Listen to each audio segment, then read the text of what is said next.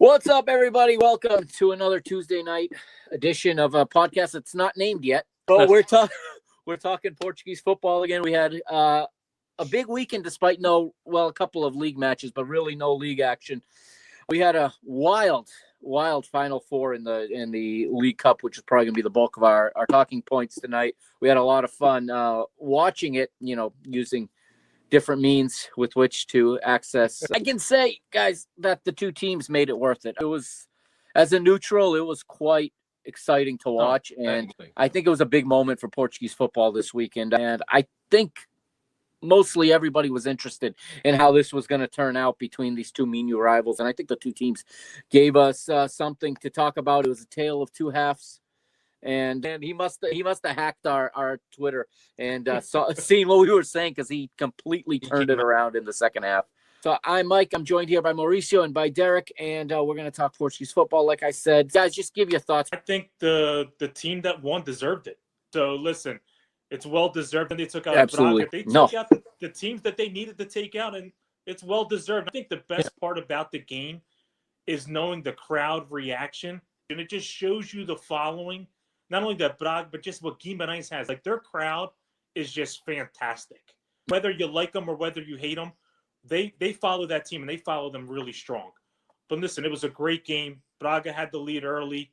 People are going to say whether or not it's a penalty shot on that handball that Guimarães got.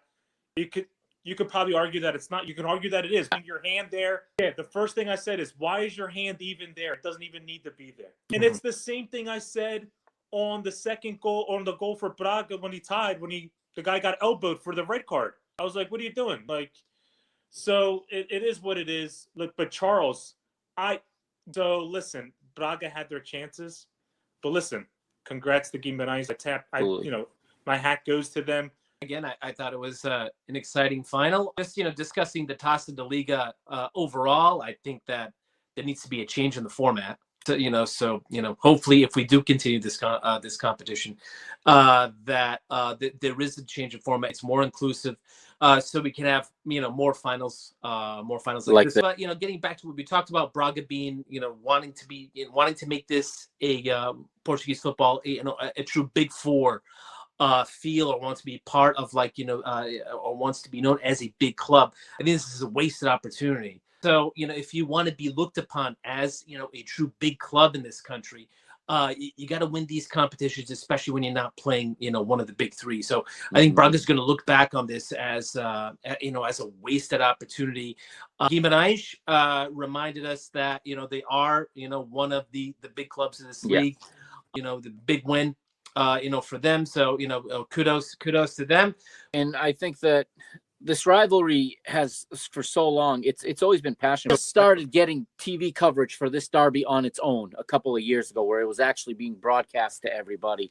It's they filled the stadium except for the sections where the hardcores were boycotting. The atmosphere was alive, and it looked like it was, Braga got the lead, and it looked like they were going to cruise because they've been in good form recently. They got comfortable. Charles was making all kinds of mistakes in the first half.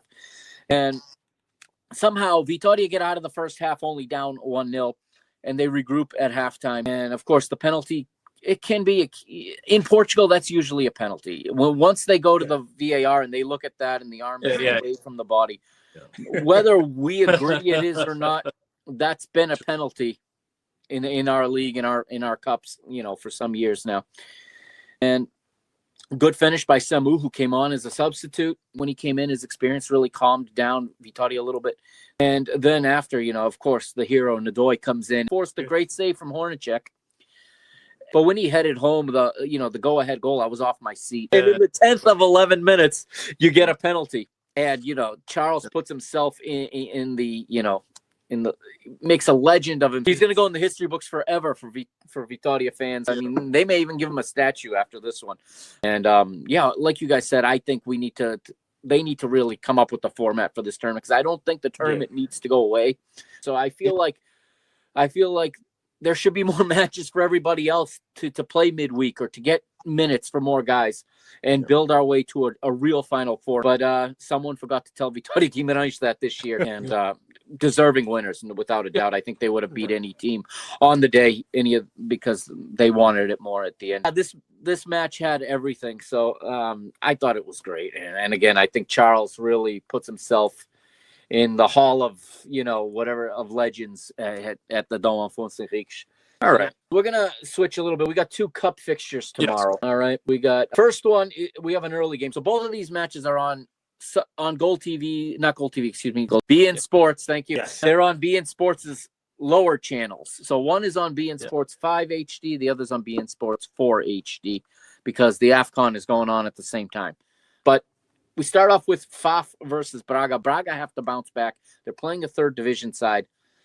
I don't see them having trouble, but we have seen these teams make it tough in the past.